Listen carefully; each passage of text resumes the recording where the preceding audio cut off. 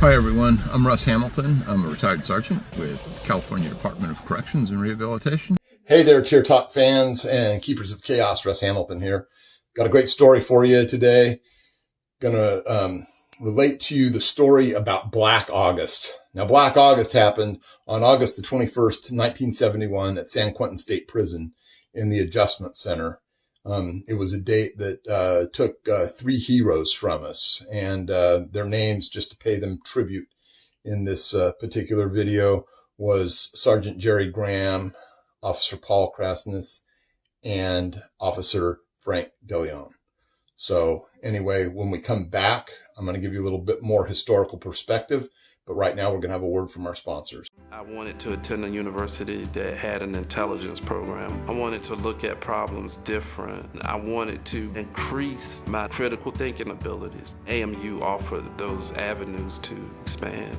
Obtaining your degree as an adult, you're actually paying yourself and investing in yourself. You can't put a dollar on it, it's priceless. It's something that can never be taken away from you. American Military University. Learn from the leader. And we're back. So August the 21st, 1971, also known as Black August, happened at San Quentin in the Adjustment Center. So just to give you a little bit of historical perspective on this by leaping forward through time a little bit, I started at San Quentin in 1989. And one of the, first jobs that I had there was sometimes inside the Adjustment Center. And one thing that I noticed the very first time that I worked in there was going down there, the first tier, you get to the end of the one row, and there's some cells there at the end that are called quiet cells, and they have an extra exterior door on the outside. And the first thing that you would notice about that is that they have bullet holes in them. And even though I was made aware of what Black August was when I was in the academy, I didn't really understand the connection. So I had to go and ask somebody, why are there bullet holes down here in our door? And they related to me the story of Black August. They told me about the everything that happened that day, about the officers and the sergeant that died in those cells, the other officers that were critically injured, 2 more inmates that were outright killed by these violent felons that were trying to escape, about the gun that was smuggled in, allegedly by a lawyer, all of these things. And so now, after all these years where I've finally retired, I have a chance to bring this story to you. But fortunately, not from my perspective, which is very limited, but from the perspective of someone that was there that day, from the perspective of the man that put those bullet holes in those doors. So it's my pleasure, my honor to bring this to you. This man, he was eventually an associate warden back at the time that this happened. He was a lieutenant. After hearing this story and stuff, there's no doubt in my mind that he's a hero. I know he wouldn't put it that way, but certainly what he did was heroic. So just want you all to sit back and listen to what this man has to say. This is Dick Nelson in his own words. And by the way, if you're hearing this on YouTube, on Tier Talk, please subscribe. We're trying to bring you the most compelling, interesting content that we can. Subscribe, hit the bell. That'll notify you every time we put something new up. And here we are. Hey there, Tier Talk fans and keepers of chaos. Russ Hamilton here.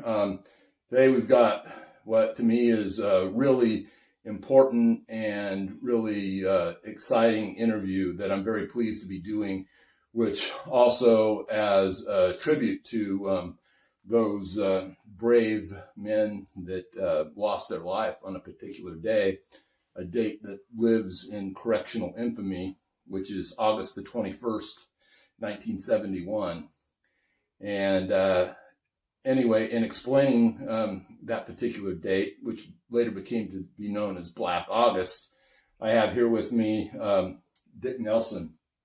And Dick Nelson was there that day, and I'm just going to basically let him take it, but first I'm going to have him tell a little bit about his correctional career, which is both long and distinguished. So Dick, tell us about when you first started in corrections. Okay, I started at Folsom Prison February 28th, 1959. Happened to be a Saturday, and I never got paid for that day. My first day on the job was a gift. Corrections will do you that They way, will, won't they? yep. Anyway, 1959, I worked 7 years, I think it was, at Folsom, was promoted to sergeant, had a limited term lieutenant's position. They had a vacancy in their lieutenancy there, but Walt Craven was director. He wanted somebody else to come in. I was fortunate enough to get a vacant lieutenant's position at CRC, the California Rehabilitation Center. At that time was 100% heroin addicts. It was not a good place to work. I would imagine. Anyway, I was there a couple of years, and an opening, I became aware of an opening at San Quentin.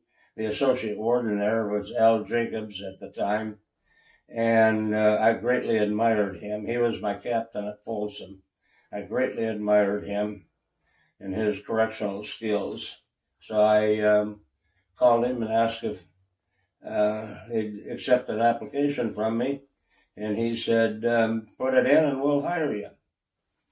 So he went to Warden Nelson, who was no relation of mine, but he happened to have the same name at the time, and convinced Warden Nelson to appoint me as a lieutenant at San Quentin.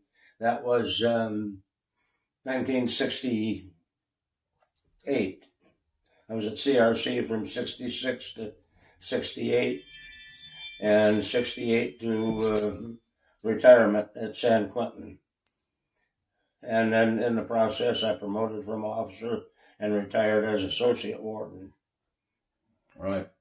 So, leading up to this day, for those who aren't familiar with what was going on both in corrections and within the nation at that time, there was a great deal of civil unrest.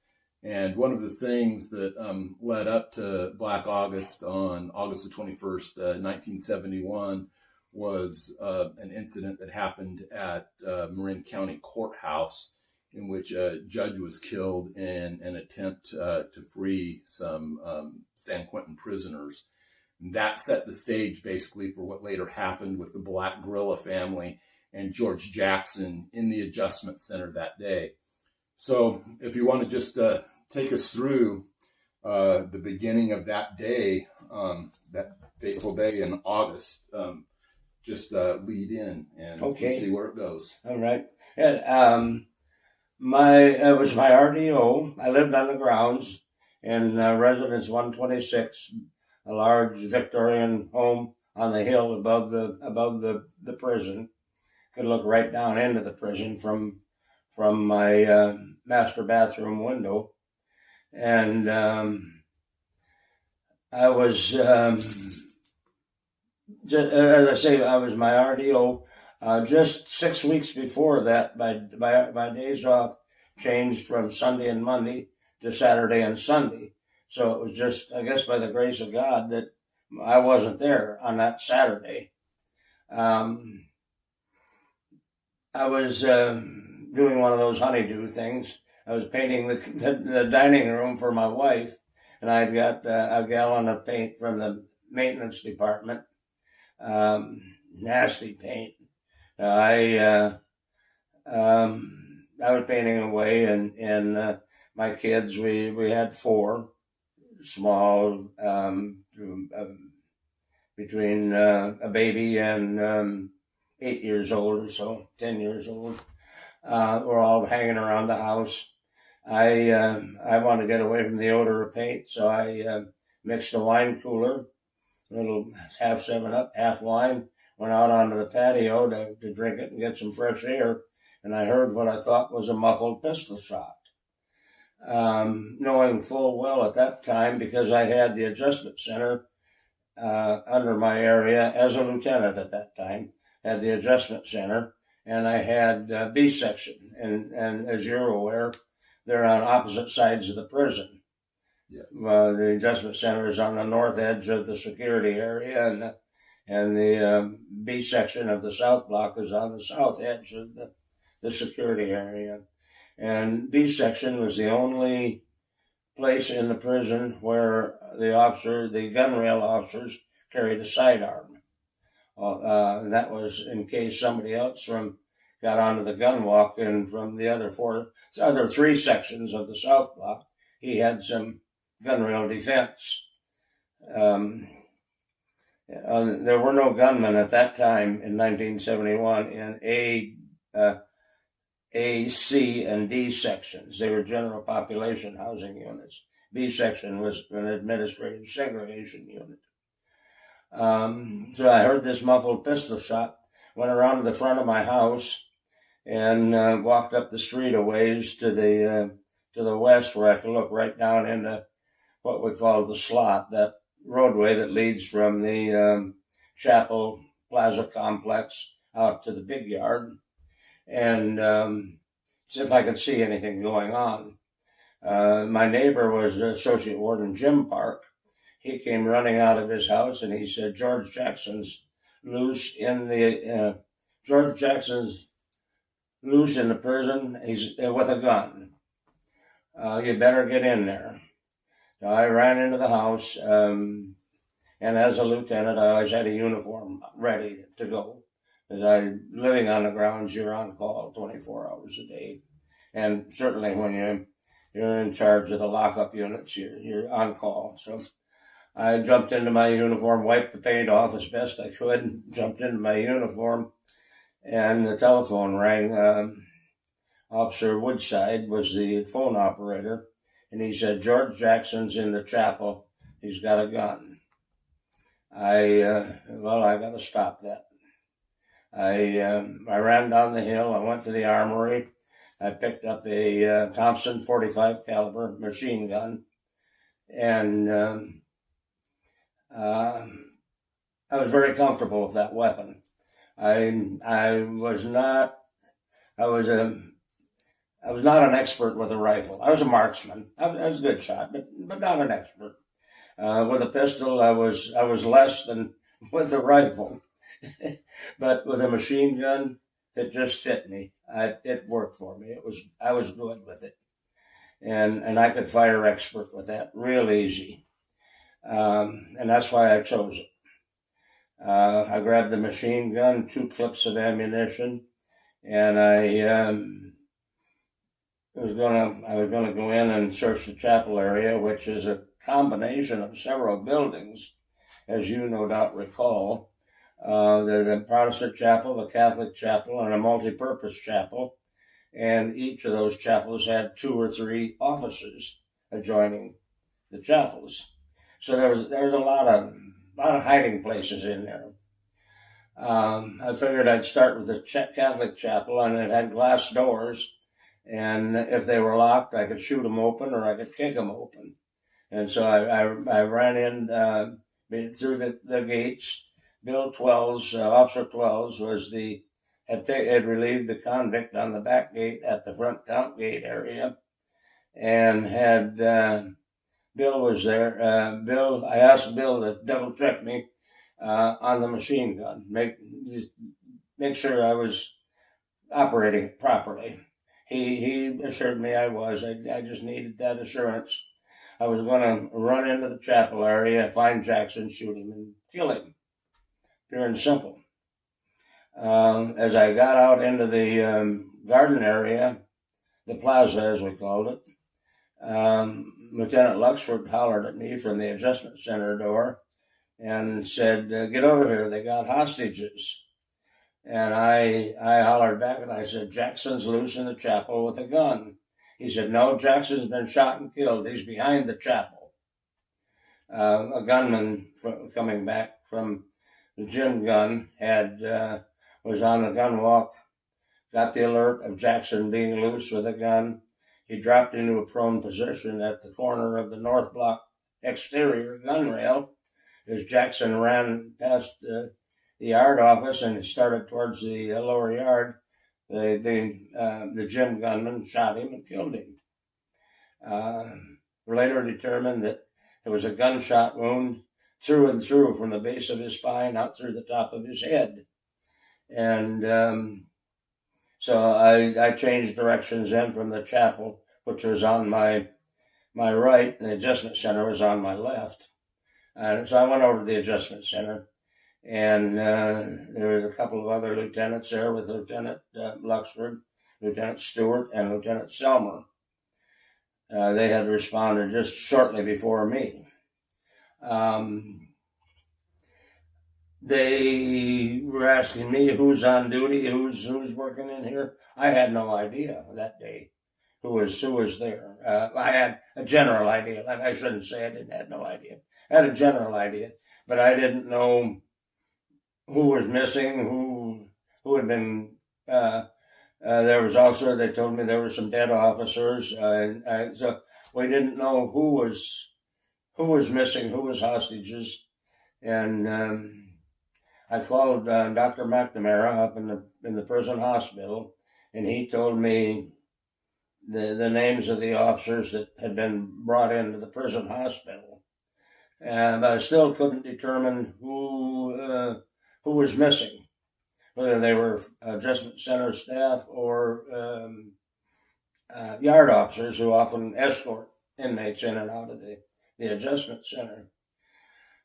And so we were able to get some conversation going. They were all the inmates were on the south side at the back end of the tier in the quiet cell area of the adjustment center. We had some conversation going. It wasn't the Queen's English, let me assure you. Oh, no doubt. A lot of cussing, a lot of hollering, a lot of threats of killing. They told us they had 2 hostages. They were going to kill them, and I hollered back at them that, and again in some pretty strong street language, that I was going to come down the tier and kill all of them bastards. Lieutenant Stewart had a rifle. Lieutenant Selmer had a shotgun, I believe. It may have been vice versa. They fired a round from each of their weapons down the tier. It had no effect. The inmates kept hollering, "We're killing these bastards," and blah, blah, blah, went on and on. I had dropped to one knee, and I fired a burst of 5 rounds out of the machine gun, and it was into the first solid steel door of the quiet cell area. And I think that's 1AC 61.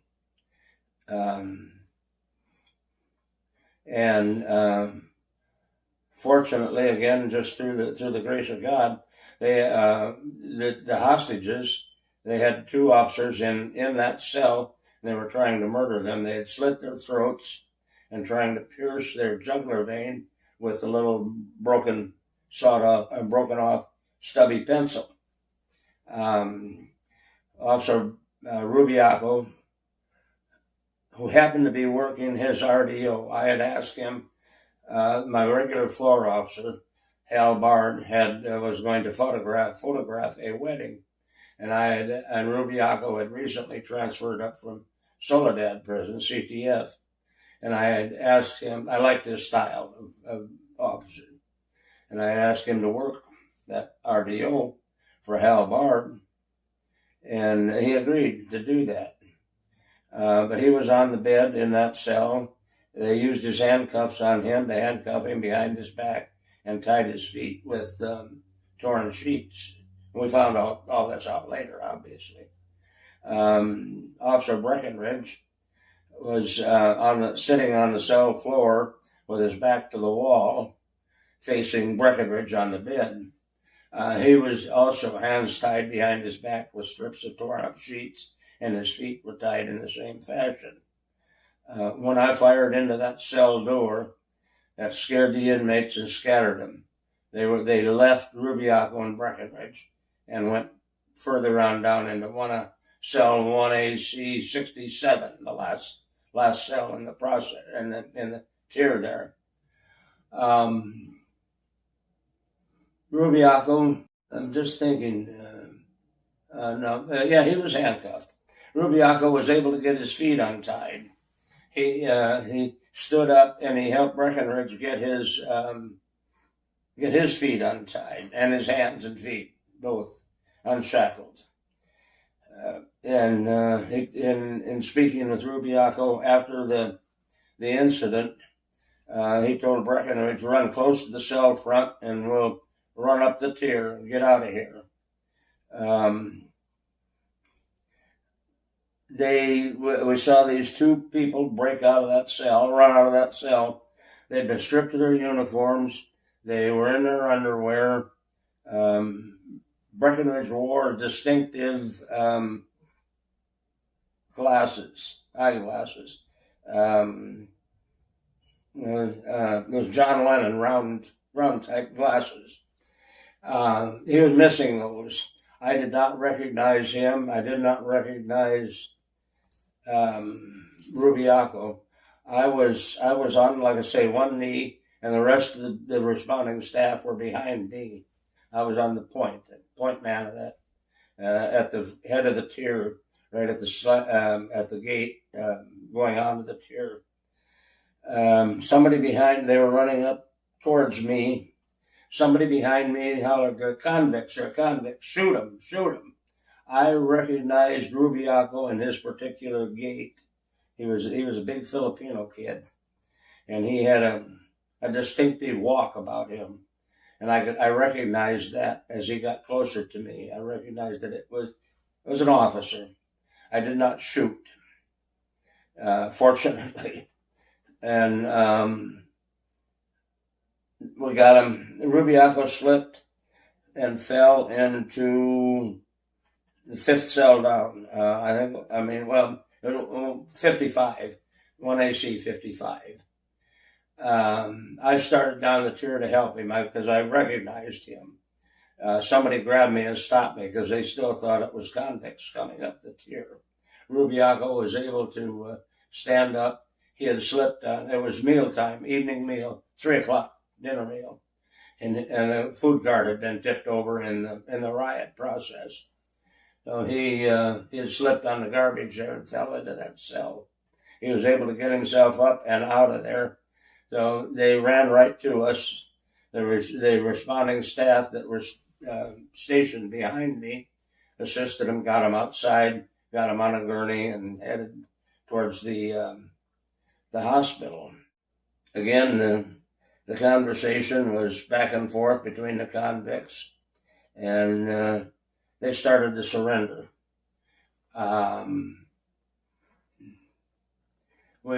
ordered them to strip of their clothes, come up naked, back up the tier towards me. If they made any ulterior moves, I was going to shoot them and kill them. And I told them this in no uncertain terms, along with a few expletives. That is what happened. We had the 20, I think it was 23, if my memory serves me right. 23 inmates involved, and we got backed up the tier, one by one, and the staff behind me would take them out on the lawn and shackle them. You may have seen a photograph, Warden Nelson, an infamous photograph of them laying, an aircraft took a picture of them laying on the lawn, and they were hogtied. Whoever did that, I don't know, and it was fine. That's the way it should have been. But they were hogtied and on their face and with leg irons and handcuffs, and then the leg irons and handcuffs were attached, so they were just stretched out there with their legs and arms behind them. We got them out one on one, and one of the last guys coming out, I asked him if there were any more people down there, and he said no. We started down the tier, Selmer, Stewart, and myself with the firearms. I got halfway down the tier somewhere, and I just fired a burst out of the machine gun into a cell that if there was anybody down the tier, to let them know that we were coming. And we meant business when we were coming. We proceeded down the tier. We didn't find anybody. Got to the last cell, 1AC 67. I leaned forward to look in each cell as we went down the tier. As I got to 67, I could see a body face down with inmate stockings on, the blue issue socks. I ordered the inmate out of the cell. He didn't move. I again ordered him to come out of the cell, no movement. I fired a burst of a Thompson 45 machine gun into the cell. He didn't move. I jumped into the cell as I started to fire. And it was one of the tier tenders, Ronnie Kane. They had cut his throat. He was obviously dead by the amount of blood. And his head was half off, tilted back away from the body. And so fortunately they had all the keys, but they didn't know which key went where. So they were not able to get beyond that quiet cell area into the corridor at the back of the adjustment center, or out to the adjustment center yard, or upstairs to the second and third floor, which was the south side was administrative segregation. On the second floor, the north side was condemned death row inmates, and the third floor was all death row condemned inmates.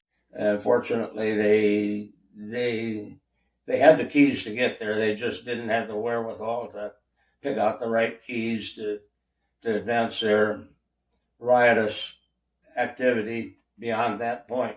So we were able to quell it at that point. And then we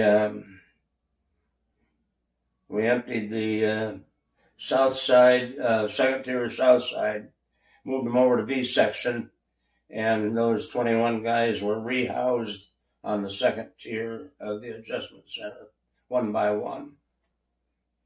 And that essentially is a story in a nutshell. I tell you, that's, all the years that I've done corrections, it's one of the most, intense things that I've ever heard about. And I always knew that story, from the beginning of my career. And, as a further tribute, just to remember the ones that actually lost their lives, Sergeant Jerry Graham and officers Paul Krasinis and Frank DeLeon. Yeah, Paul Krasinis. Yes. Paul Krasinis, Frank DeLeon, and Sergeant Graham. Graham was a yard sergeant. He'd come in to check on his escort officer, Breckenridge. Graham was working his day off also. The regular yard sergeant was Fred Von Cannon, and Fred and his wife were on an airplane to Italy at the time the riot broke out. Graham and Von Cannon were good friends, and Graham had volunteered to work his RDO for Von Cannon. So there were two of them that normally would not be there. And I think there was another one. I just don't recall right now. And then my good friend Ken McCrae, Sergeant McCrae, who I knew from Folsom, he and I worked together at Folsom, and we socialized a little bit in the bowling alley and have a beer or something. And then I reacquainted with him at San Quentin, and I had asked him to come to work for me in the adjustment center as an RDO relief, Saturday and Sunday relief, and he agreed to that. Ken is still alive. Ken McCrae still alive. He lives in Sonoma. He retired, got a disability retirement, and he was a painter by trade, house painter by trade. He went to work for a guy painting houses, painting homes, and when the guy retired, he gave him his business. And I've tried to make contact with Ken several times over the years. He doesn't want to talk about any of it. So. Yeah, and I can understand that. I appreciate that. I can understand it too. But one of the reasons that I was so thankful for you giving me this chance to interview you is it's important in what we do as correctional officers to pass down. I mean, up until this point, it's been kind of an oral history and that which has been written about. But, now we have some of it here on tape. And I think it's important for the younger generation coming up to understand the sacrifices of the people on whose shoulders they stand. Yeah, there were the ultimate sacrifice. I agree with you. I'm a history nut. I love history, and I love to read it and research it, and that was one of my hobbies, of a history of San Quentin. So it does need to be recorded and preserved for some future generations that hopefully they'll see some of this and learn from it. So there's not a repeat. Yeah, and the whole episode that we talked about with Black August, began with this smuggled in gun from an attorney that was visiting his client.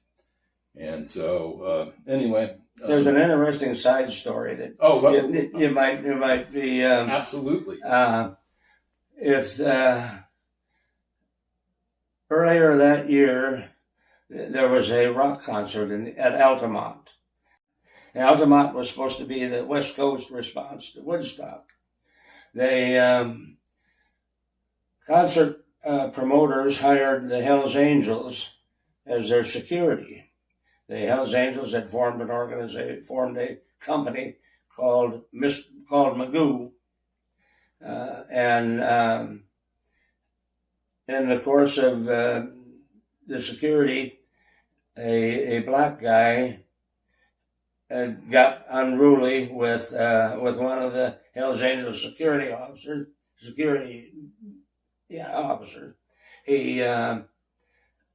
The Hells Angel was carrying a sawed-off pool cue as a billy club. He whacked him alongside the head and killed him, not intentionally. And come to find out, when they didn't catch up with him and identify who he was, his name was Al Pizarro, and he was on parole from Soledad, CTF, because there was a lot of racial tensions going on in the streets and in the prisons at that time. Al's parole was violated, obviously. He was sent to San Quentin, and he was put in the adjustment center, in the lockup. He was in there a few months, and one day I was sitting in the yard office just chatting with the lieutenant there in the lieutenant's office, and 3 or 4 of the Hells Angels came up and said, "Nelson, come here, we want to talk to you." And I stepped out of the office and they said, "We want to get Al out of lockup. We want Pizarro on the main line. Can we get him out?" And I said, "I don't know." It was determined that the incident at the Altamont Rock concert wasn't racial. It was an unfortunate happening. So they said there's no race issues involved with Al. The black guys in the prison here realized that he didn't kill him because he was black. It's not a racial incident. And I said, "Well, I know that too." I went to the Associate Warden, Al Jacobs. Obviously, you're always in need of cells in lockup. You never have enough of them. I went to him and told the story. He said, "Yeah, go ahead, bring in classification and release him." And the Hells Angels on the general population assured me, they said, parole him to us from the adjustment center, and we'll make certain there's not going to be any problems. So we did. I did. Chaired the committee, and we released him. After this August 21st incident came down, the Black Panthers put a hit out on me, and they had a price tag on it even. And as I said, I had to work. I had the AC and B section, so I had to traverse the big yard, the upper yard, going from one of my housing units to the other every day. I'd hear disciplinaries in the adjustment center. Then in the morning, then I'd go over to B section and hear disciplinaries over there, or just go over to visit the place because I was the lieutenant in charge. As soon as we got back to a little semblance of normal, just in a day or two after that incident, as I'd go out to cross the big yard, Hell's Angel guy would come and meet me, make small talk, escort me across the yard, right up to the B section door. And I didn't think anything of it the first time. I went into B section, took care of what I had to do. I was in there an hour or two, maybe 3.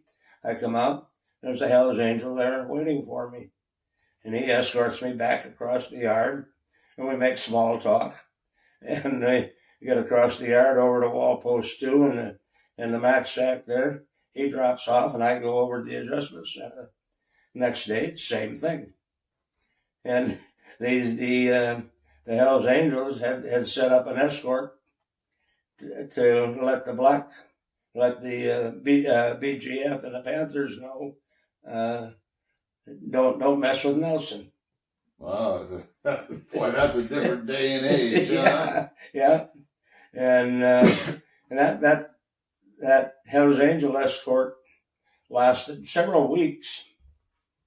I don't remember exactly, but they because I had done them a favor, they were reciprocating.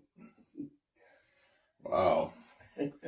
So anyway, yeah, this is definitely, this little piece of history. It's something else, and it's it's part of it's part of our history as correctional officers, and something to be remembered. And I really got to thank you for this opportunity. My pleasure.